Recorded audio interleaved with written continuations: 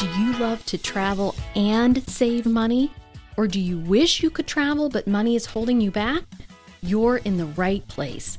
Welcome to the Family's Flyfree podcast, where I show you how to fly your family free forever using my simple fly-free formula. I'm your host, Lynn Mettler. My family of four has mastered the art of flying free as simply as possible since 2015, and I want to show your family how to do it too. Hey everyone, I hope you're having a great week and here in the midst of summer. I just wanted to take a quick moment to thank you for listening to the Family's Fly Free podcast. I truly do appreciate your support and I appreciate you being a listener.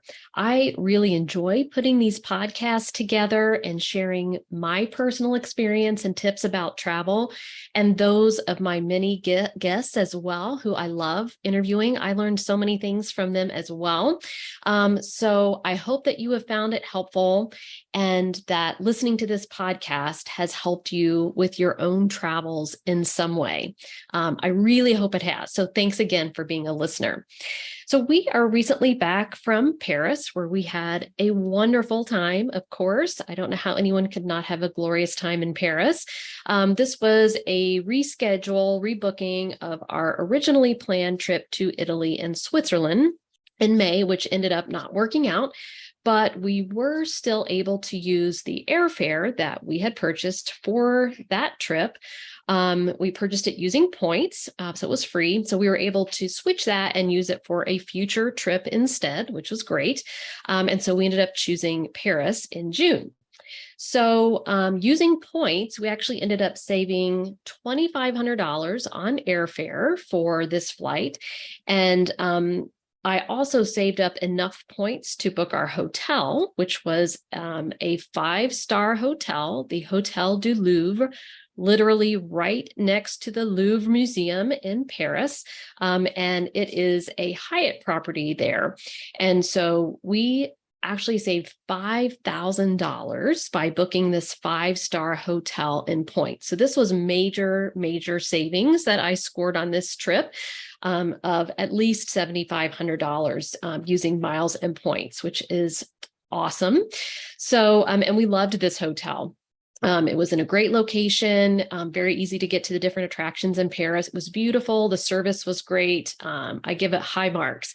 And because we were able to book it for free, when I logged into my Hyatt account online, they had offered us to upgrade to a junior suite, which had a separate sitting area, and also had a very small balcony with windows that we could open that literally looked out directly at the Louvre building.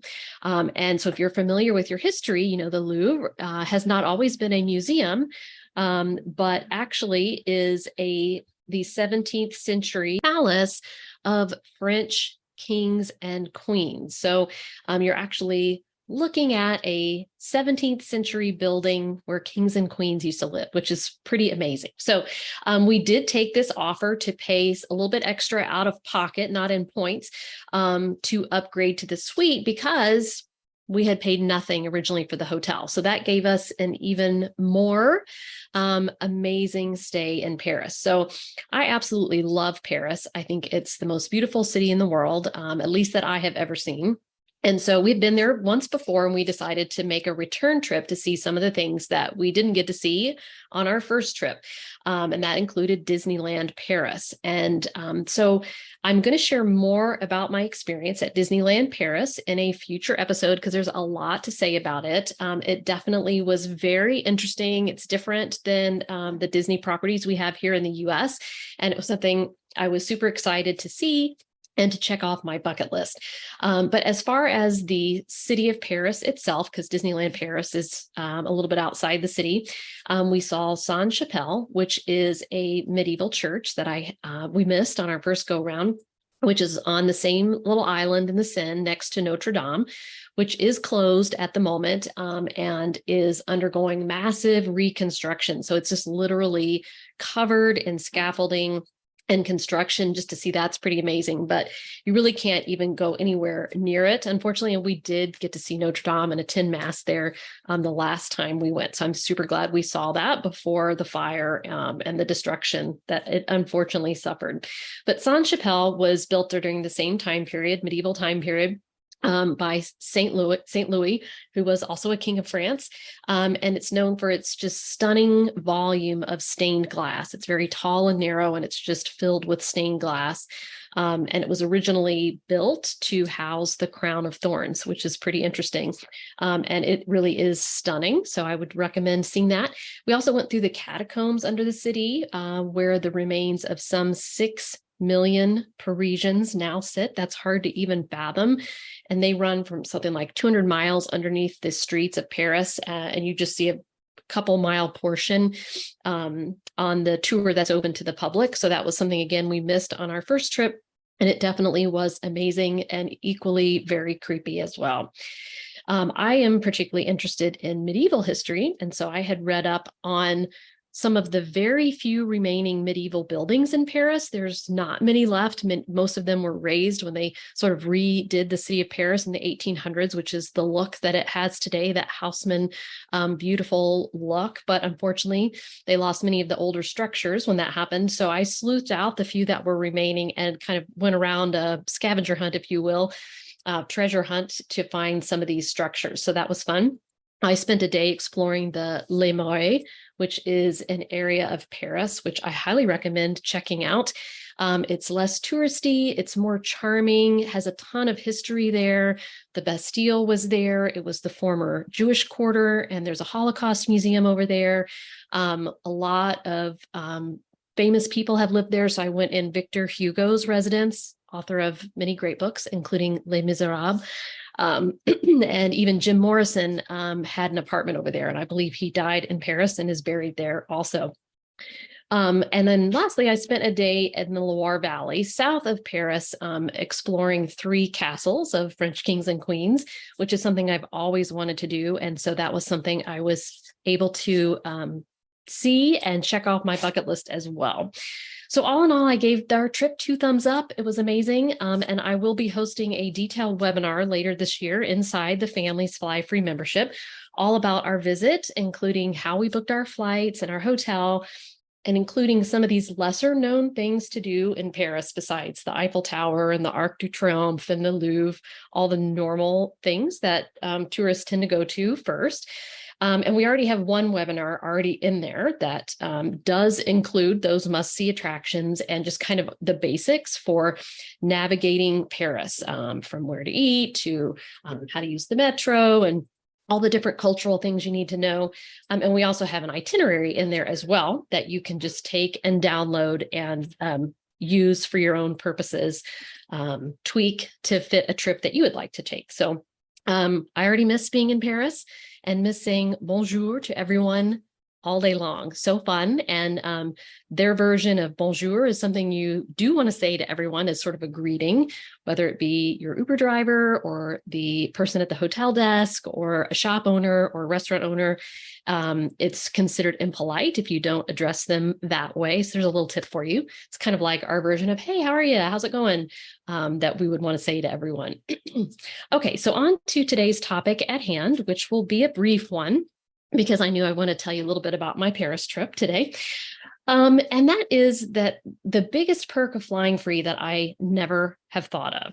Now, this is something that I realized that I am doing, but I just really had never thought of it this way. So I was chatting with a colleague recently about flying for free, and he brought up a big reason to fly for free, which I truly had never thought of. I had never internalized that I was doing this, but which I wholeheartedly agree with. When you're traveling with your family, your goal is to see and experience a destination together, and your memories will largely be based around your experience at that destination, what activities you did there, what the landscape looked like, the food that you ate, and of course, those surprising moments that you can't predict that pop up that you will never forget. Those crazy things, good or bad, that happen that make for a very memorable trip. But you know what most of us don't remember? How we got there. So I took countless road trips as a kid, and a few flights as well. And I barely remember a thing about the road trips or the flights. I do remember going scuba diving in Hawaii as a teenager and just being absolutely stunned at how amazing that was. I remember going into the town of Acapulco on our first trip out of the country to eat at their Pizza Hut, and what a different experience that was than in the US. I remember taking a dance class on Broadway with Brooke Shields in my class in New York City. Never will forget that. And even seeing buffalo in Yellowstone National Park. And I was in about third grade when we went and did that. And I had new Miss Piggy sneakers that I loved. And I stepped in mud on my way to see the buffalo and was destroyed that I had possibly ruined my new sneakers. So these are the kinds of things that you remember, not the car ride there, not the flight there. And your kids are probably not going to remember the car ride there or the flight there either. How you get there doesn't matter, so long as it's not a completely torturous experience, I suppose. So spend your money on the parts that do matter, the parts that you will remember forever. Now, I have flown Southwest, almost 6 times a year, if not 6 times a year, every year since 2015. And Southwest is far from a torturous experience. I have flown airlines that are a torturous experience like Frontier, but Southwest is certainly not that. Now, a lot of people complain about the no assigned seating policy they have, and that is a downside, but it's absolutely navigable if you have the information about how to get the best seat on a Southwest plane. Totally doable. You don't ever have to worry about your kids sitting alone. I was just chatting with someone who had just taken their first Southwest flight that they had booked in points. And they were just expressing, they were a little nervous about how it was going to work and how they were going to sit with their kids. And it was all perfectly fine. Everyone got to sit together. Totally normal to be nervous about this because it is a downside just to not know in advance for sure where you're going to be sitting. But I promise you, your kids are never going to be sitting by themselves. They're always going to have a parent sitting with you. Don't worry about it. Somebody will switch with you in the worst case scenario. If you just can't find 2 seats together, the flight attendants are going to make sure that you sit together, or some kind person on the plane is going to make the switch. I promise. I've never, ever seen it be an issue. Only once have I not been able to sit with my son, 2 and 2, like one parent, one child. And he sat right in front of me and was 14 and all was well. So it's well worth this one downside to fly absolutely free to your destination. So get the getting there part for free. Don't spend money on airfare or gas for a car trip, road trip, or for first class tickets for that matter. I mean, if you really want to, you can, but I would rather see you save that money and do something amazing at your destination instead that you wouldn't have done if you hadn't gotten your airfare for free. So our members tell us over and over again how they eat at restaurants that they wouldn't have ordinarily, or paid for a tour, an extra excursion or experience they normally wouldn't have. Or like us, they upgraded to a suite because we paid no airfare to get there and otherwise nothing for the hotel either.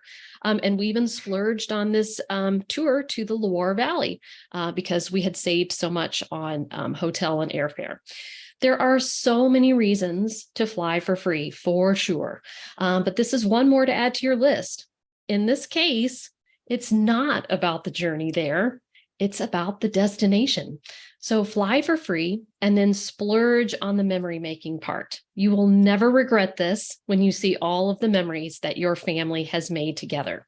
Have a great week, everyone, and go out and make some of those amazing memories.